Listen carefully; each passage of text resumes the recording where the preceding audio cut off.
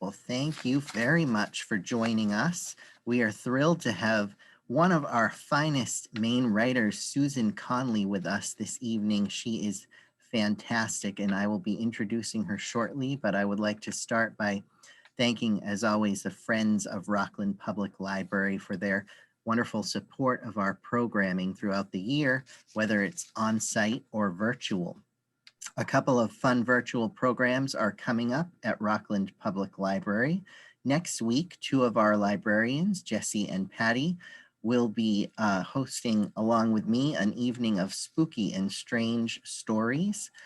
They will be reading some classic and modern tales of horror at 6:30 next Thursday on Zoom. If you are interested in attending that, you can send an email to Patty at pking@rocklandmaine.gov. And in 2 weeks, we will have the latest in our virtual concert series. Sarah Crosby has been singing since she was 2 years old. Her first ever gig was with her very own grandmother. She taught herself some basic guitar chords at the age of 13 and began growing her confidence by participating in music classes in high school. In her early 20s, Sarah began playing paid gigs in the central Maine area, and she's going to be joining us in 2 weeks on Thursday, October 22nd, right here on Zoom at 6:30. If you're interested in attending, again, send an email to P as in Patricia King at rocklandmaine.gov. Tonight, I am thrilled and delighted on behalf of Rockland Public Library to welcome Susan Conley. Susan is the author of 4 critically acclaimed books, including The Foremost Good Fortune, which won the Maine Literary Award for Memoir, and the novel Paris Was the Place, which was an Indie Next Pick. Her most recent novel, Elsey Come Home, was published by Knopf in 2019 and was a most anticipated or best book at Marie Claire Magazine, Huffington Post, and many others. Susan's writing has appeared in the New York Times Magazine, the Paris Review, the Harvard Review, and Ploughshares, among others. She has received multiple fellowships from the MacDowell Colony, as well as fellowships from the Bread Loaf Writers Conference and the Maine Arts Commission. Susan grew up in Maine. She has lived and worked in Vermont, California, Boston, and Beijing. She currently resides in Portland, where she's on the faculty of Stone Coast Writing Program, and she is the co-founder of the Telling Room, a creative writing lab for kids in Portland. And without further ado, I will turn things over to the talented Susan Conley. Thank you for joining us. Thank you, Shane. So fun to see you. Shane and I have now done, what is this, is this our 5th? Our 5th, all told, yes. That's amazing to me. Amazing to Wonderful. me. So I thought I would talk a little bit about this book, what this book is. It's really a book in a way about being an outsider, and the idea of Maine as kind of a state with a lot of different villages in it, and a lot of people who are very much from Maine, and then people who are from away. And I'm from Maine, but I'm very aware of that sort of dichotomy in Maine. And this woman, Elsey, in this novel, Elsey Come Home, she's living in China. She's in Beijing, and she's very much not from there, and she's trying to navigate that. Let's see. I am from a working class town in rural Maine, and I think that place is a frame for my writing that really interests me. So I was very interested in studying this novel in China and in Maine, and looking at kind of culture inside them. Also really interested in this novel at looking at this idea of women's power, and also power in China and who's getting displaced in China. It's kind of interesting to talk about this book right now it's 2 years old, and so much in China has changed since I wrote it. I lived in China for 3 years, and from 2007 to 2010. And the China in this book has already changed dramatically in the last, I would say, 3 years. Just so much more oppression there and repression. I'm going to read the opening of it really quickly. It'd be fun to have some conversation about the book. What else do I want to say about it? Just this idea of women's identity and identity in general. This is a novel that looks like it's about a woman who doesn't really have all that much power or agency, but really she does in the end. It's just that she's kind of hobbled by some things in her past that have caused her to really have a breaking point when we meet her. What else do I want to say? I want to say that this novel really surprised me. I didn't know I was going to be writing this novel. We don't often know what novels we're going to be writing, but this one really did surprise me. It's a first-person novel, and this woman, Elsey, is speaking very honestly about conflict that she's having in her life. And I wasn't expecting that I would be writing about her conflict, but there it was. So I'll just start with the opening. I'm, as a creative writing professor, actually, I'm really interested in these notions of locale and place and culture building inside a novel. And I'm also really interested in journey and sort of what journey does in terms of how we create language around journey. So in this moment, this is sort of not quite the opening, maybe 2 chapters in, and she's on the move. She's traveling up to this mountain where she's going to live for a week from the city, from Beijing. And she's not someone who's accustomed to going away and living on mountains. So she has a lot of apprehension about it. I drove 3 hours into the low mountains that form a soft brown ring around the northeastern edge of the capital. I parked in a grassy clearing and began climbing. Lucas, my husband, hadn't said it was crucial I go, but I felt it was crucial and that things in my marriage were at stake that I couldn't easily identify. After 30 minutes or so of walking, I came to a concrete terrace where foreigners sat drinking tea at a round plywood table. I was so happy for having made it that I looked out over the mountain valley and I imagined I could see China's coast, which becomes round south of Shanghai, like a well-fed hen. The pine trees were not unlike the pine trees in Maine, where I grew up, and this comforted me too. But then I got the lurching stomach I've had when I've ridden the rickety roller coaster in Beijing, and I thought, my God, what have you done to end up on this terrace, and how can you get home? The word terrace is too fancy because it was more of a scrabbly concrete yard that extended over the side of the mountain and the astounding view. A retired middle school teacher named Mr. Liu and his wife, Mrs. Liu, owned this terrace and the dilapidated stone house and the rooms where we slept. His dark hair had a bird crest in front, and he limped when he brought me to the table where the yoga teacher stood and said he was happy to see me. I didn't know what to say back. His Western name was Justice, and he had hair down to his waist, and he was owner of a place called the Yoga Station in Beijing, and also lead singer of a metal thrash band called We Can't Stop Kissing One Another that played in the Baocheng Hutong. And Lucas and I had seen him there years before we had children, when we still went to hear music. But I didn't really know him. I sat at the table and Justice passed me a thermos of tea. Then I looked at the faces around me and was nervous because I was going to have to talk to them. I worried that all of them were probably what they call yogis, people who did a great deal of yoga. And this was a terrifying thought because I hadn't done yoga for years. Mrs. Liu wore pancake makeup and a pink Mickey Mouse t-shirt, and she hummed while she cooked the pork in an open canteen on the right side of the terrace. And when she finished a dish, Mr. Liu jogged it to the table. There was lo mein with pork and bright green bok choy and purple cabbage and local mushrooms with celery slivers. Everything on the terrace, the wooden canteen and the warped plywood table and plastic chairs had the feeling of imminent decay. But the Lius were so prone to laughter, it was hard not to feel festive. I didn't know if it was put on laughter or real.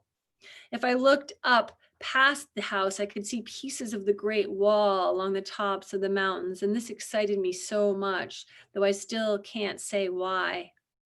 Down below, the valleys were different shades of green, and I could see the groupings of rooftops. The mountains were behind the houses and stacked on top of one another, so the land looked ancient and mystical, and I'd left my girls for this village. My sister Margaret had died when she was the age Mila was now, and her death became the dividing line for me, so that my life was in two parts. I can't recall anyone who's made me laugh the way Margaret did, and I couldn't see it then, but I was guarding my girls too much in China, keeping watch over them for signs of danger. A Chinese woman appeared at the top of the path then, which was surprising because the local Chinese don't often go to the places where the expats go. Justice stood when he saw her and whispered in her ear, and I decided they were lovers, though this turned out not to be true. She wore drapey, expensive-looking silk, and the bones of her face were close to the surface. After she sat down at the table, we spun the platters on the glass Lazy Susan like we do at the banquets in the capital, and I felt silly doing this on the mountain, and I wanted to go home, and I did not feel festive anymore. It seemed like everything I knew before in my life was over. My bed, the couch, my husband and girls, the dirt road behind our high-rise apartment. The village looked from another century, quiet and separate, and I didn't belong. I wanted to call the girls so badly. And it was so surprising to me that my life had arrived at this moment where I was out of reach, and I almost couldn't bear it. That's the opening of the book, more or less, that sets up all this tension and conflict. I'm trying to see, I think I'll read a little bit more, just a little bit more that gives you a little bit of a taste of what happens as we get further in. Let's see, I'll read this little scene further in where they're about to take a big trip up on the mountain. So there's about, I don't know, 10 people, and they're up there for about a week doing yoga, but not all of them really know anything about what they're doing. And really the novel's exploring this relationship between that Chinese woman that just arrived on the terrace and Elsey. So you've got this real exploration of where can this American woman and this Chinese woman, both acclaimed painters in their own right, sort of forge a relationship and a friendship. And Elsey is about to learn an enormous amount from that woman. Her name is May. But May has her own sort of impressions of Americans. On Thursday morning, Justice stood on the terrace and said he had an announcement to make. It's a surprise, really. He pulled his hair back. I've been waiting on word from my monk. I was almost euphoric that morning. The end of the week seemed near, and I liked so much that Justice had a monk he'd been waiting on word from. And I liked being in Shawshan now that we were able to talk again, and the day of silence, thank God, was over. I thought I understood something about Justice and what he wanted from us, but now I think it was more about what I wanted to see. It takes, he said, a day to send a message by foot and a day to hear back, and I've just heard we have permission to walk to the temple on the mountaintop 2 villages over. We will leave in an hour. No one at the table seemed openly opposed to walking to the temple. We seemed willing, even, as if we'd known all along when we signed up for the week in Shawshan that we'd be asked to walk to Justice's monk's temple. It took us probably more like 45 minutes to get ready instead of the full hour, and May, the Chinese woman, told me she was very worried about the walk. And she did look very worried. She said she didn't think she had the stamina to make it. I don't have a water bottle, she said. I have 2, I said. Both were full. You don't need to worry. We aren't going far. It's going to be okay. I don't have an appropriate coat, she said, if that is what you call it. My sweater will not keep me warm. You don't have to worry about staying warm. I said, it's very hot. But we are going to the mountains. She had a question on her face. Will it not be cold in the mountains? I've never done this hiking before. I have never been in the mountains. I wanted to tell her that we already were in the mountains, that Shashan was the mountains, but I understood what she meant. It won't get any colder where we're going than it already is here, I promise. She nodded her head and looked down at the ground, and we followed the goat paths up around the first full curve of the mountain until we reached the sloped fields where the Great Wall looked like it ran all the way to Mongolia. We had to walk in a line, Justice at the front. When we got to the pile of rocks, Justice climbed up on the wall. It was probably about 11 o'clock in the morning and the sky had turned soft white. The hot wind made me thirsty, and I handed May one of my water bottles, and she took a long drink and handed it back. She looked at me then and said, "It is good that you told them the truth the other day." And that refers to a big scene that just happened the other day. Very important scene in the novel. And I looked at her closely for a minute, or maybe it was only half a minute. I was trying to figure out what was real in her and what wasn't, but I could only detect real. And I'll end there. Okay, I'll end there. Thank you so much, Susan, for reading. Taste. I could, who knows, there's so many little parts to read of that novel, but it was kind of fun to go back to the Great Wall. Fantastic. So if you haven't read Elsey Come Home, you definitely want to read it. And please, let's start the Q&A. You can use the chat box feature at the bottom. I have a couple of questions to get us started, and you can go ahead and type your questions for Susan. So Susan, I have facilitated discussion of this book with two book groups. They both had different reactions to the character of Elsey, but one thing that each group had in common was that they were both very moved by the scenes where Elsey goes home to visit her mother and sort of goes back and reflects on her sister. And both groups found that to be kind of the heart of the novel for them. And I wanted to know if that scene stood out to you when you wrote it, or if that reaction surprises you or doesn't surprise you at all, maybe. Well, a couple of things. That is a very, very much of a Maine scene. So for our dear Maine readers, I bet that scene and those pages would really resonate, because suddenly we're in Maine. You know, I teach a lot of writing. I talk a lot about writing. When you're writing a novel, the characters will do things that surprise you. And I will say that when Elsey flies home with her children and then goes and has this very emotional scene in the house where she grew up, it did surprise me. I didn't know she would do that. I didn't have any idea that she would, come home. And I will say that those pages wrote themselves really easily. Once they came, they came really easily. I saw all of her intent to kind of do some reckoning. And I will also say that, I would say that the legacy of grief that was following Elsey based on the loss of her sibling was something I was really interested in exploring in this book, because it's something that has affected a lot of people in my greater family.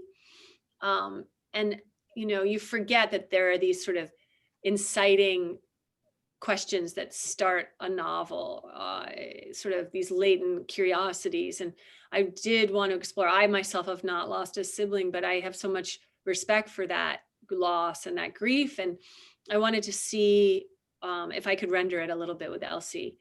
So that's what I was really doing there. That theme of her sibling loss was something I was really exploring. And then it really comes into full light in that scene. And the other thing I'll say about that scene in that material in Maine is it's like I kept going after I finished the book, and I have a new novel coming out in a few months, and it's entirely set in Maine. And it very much is about a mother and children, and a lot of sort of reckoning and in a home in Maine. And it was really fun to write. And I just wonder if I was already kind of warming up at the end of this book, Shane.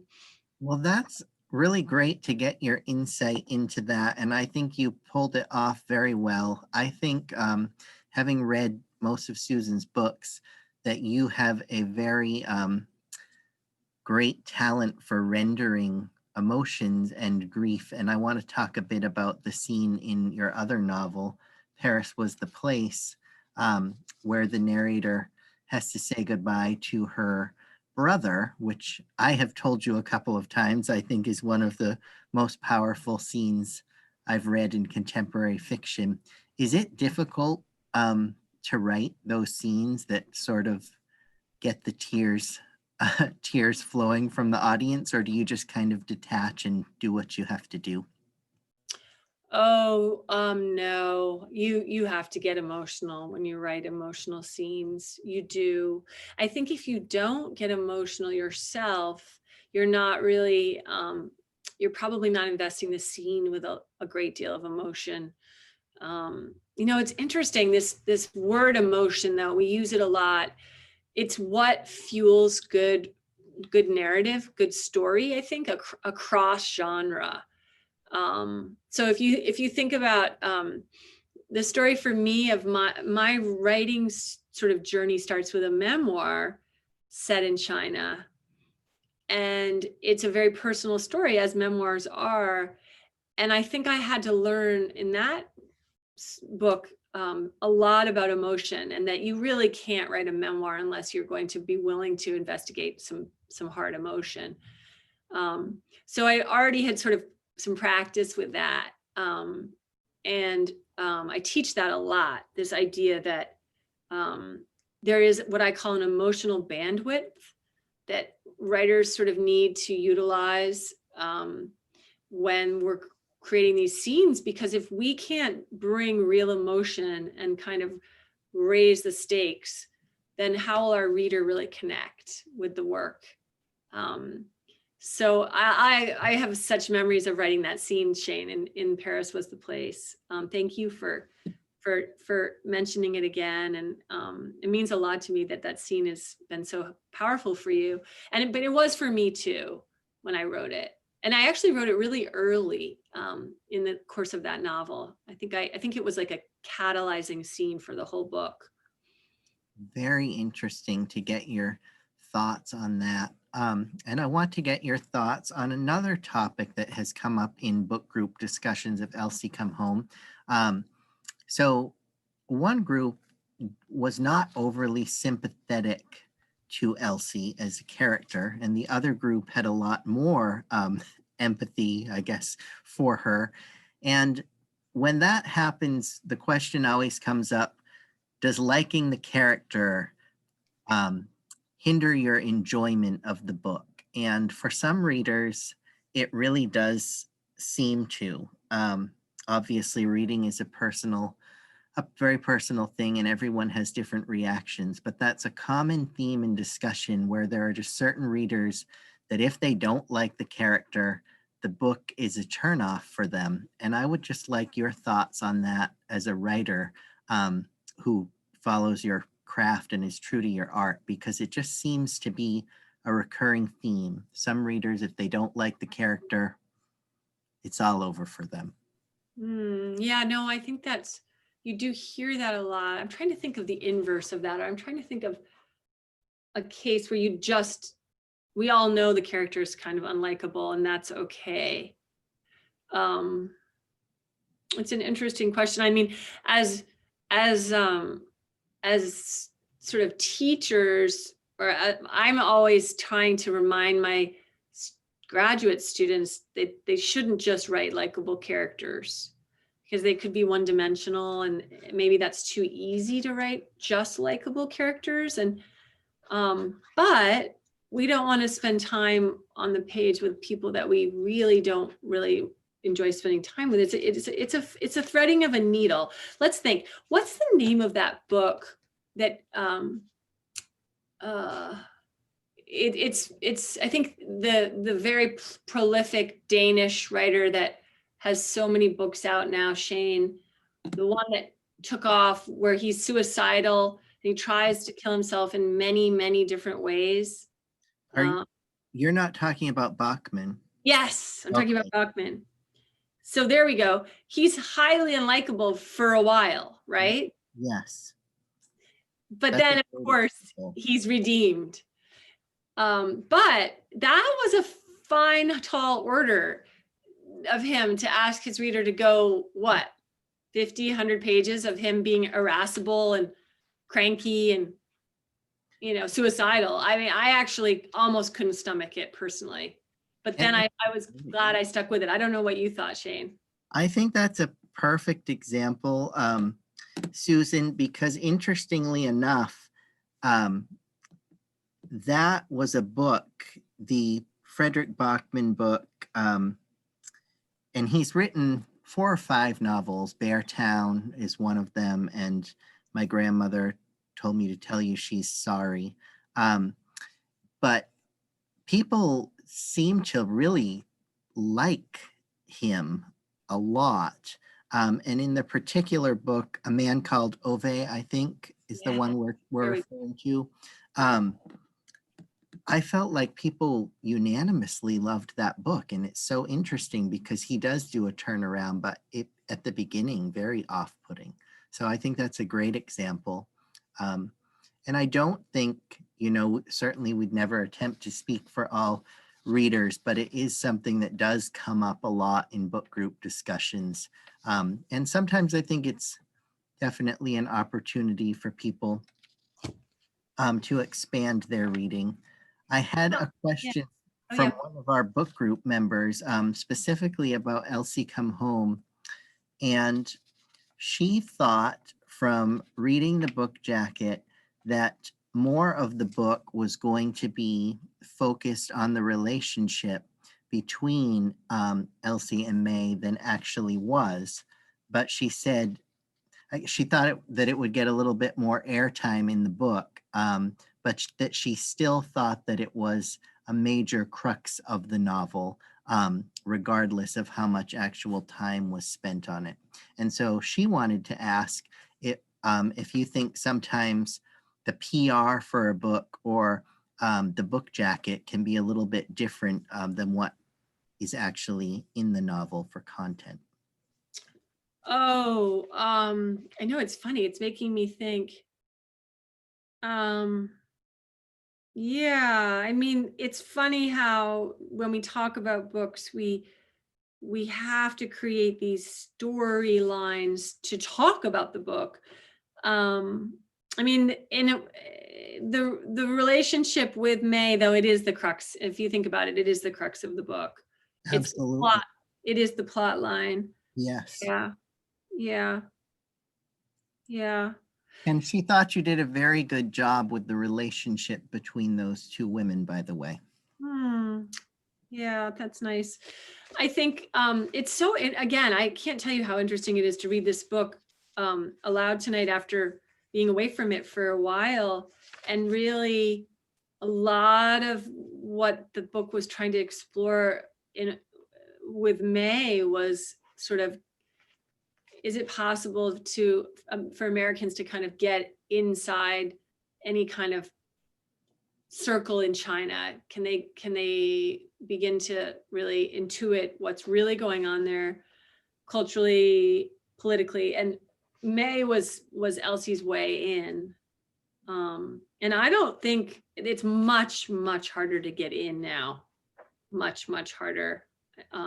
This is still an open time, even though this book chronicles some very closed moments, right? And you can feel the political pressure around this book. This is still, I think it's so different now. And I have to say that this is not an autobiographical book, but it's always hard for readers to understand this sometimes. But I did live in China and I did know a painter. She was not May, but I was very interested in writing about a character I created from the painter I knew. And I did get to know that painter a bit. And she actually, I will say this about her, she did wear wigs. She did change her look a lot, and that was fascinating. And she and her husband in real life, kind of, they were part of an artist group, and they lived in this kind of enclave, and they were trying to make art and not get in trouble politically. And it was a very fine line they were walking. And I just think it's got to be so much harder now than it even was. I know it is that much harder now. Sorry, Shane, I've gone on a little bit of a tangent there. That's just fine. So I wanted to mention another major theme of the book, and it's Elsey trying to balance her career and motherhood. And in fact, Publishers Weekly, when they gave the book a starred review, they said, quote, "Probing questions about how to balance motherhood, a career, marriage, and a drinking problem resonate throughout Conley's excellent novel," end quote. And you did, I think, bring a lot of a fresh perspective to that theme, which has been addressed in a lot of novels, that struggle to balance motherhood and the career and marriage. And I think that a lot of people in the group that empathized a little more with Elsey really felt that you had zeroed in on that in just such an astute way. Was it important for you to address those themes? Yeah, I mean, it's funny, they're age-old themes, but they don't get a lot of they're not as explicitly discussed or addressed as I think they could be. And there's, we could talk for hours about, why not as many women make art. But this idea of a woman sort of losing her identity when she has children is certainly something I wanted to explore, just because I thought it was happening to a lot of women around me, but we weren't really talking about it that much. And so May does not have children, and I was really intentional about that. May doesn't have children and Elsey does. And May is extremely successful in her art making. So that was very much of a theme. Yeah, and I found what happened with Elsey is, we try to decide the voice of our novels, and this was first written in third person, but I then tried it where Elsey was talking, and that's where I realized she had things to say, and that she was rather uncensored and rather candid and rather frank about how hard she was finding some things. And I did think, oh goodness, I wasn't expecting this. I wasn't expecting her to have a drinking problem. I wasn't expecting a lot of things. And I really had to just let her talk. And that was just what happened once she started talking, and she was sort of moving through her identity crisis, and kind of naming secrets that I think a lot of women actually don't talk about enough and don't dare to talk about. And you hear now, generations of women before me that very much wish they had maybe been more forthright about some of their struggles. Maybe they would have, felt support to make some different decisions about their careers. So yes, the answer is yes. We have a comment from the audience saying, "Thank you, Susan. Have to run, but very interesting and looking forward to the new one coming out." Can you tell us a little bit more about your forthcoming novel? I can. It is a story. It's sort of the inverse here. It's a mother and two teenage boys. So in this novel, we have good little girls, and it is exploring sort of the collapse of commercial fishing on the coast of Maine, in a fishing family, where the mother really has to learn how to really speak boy or learn the language of boys to help the family survive.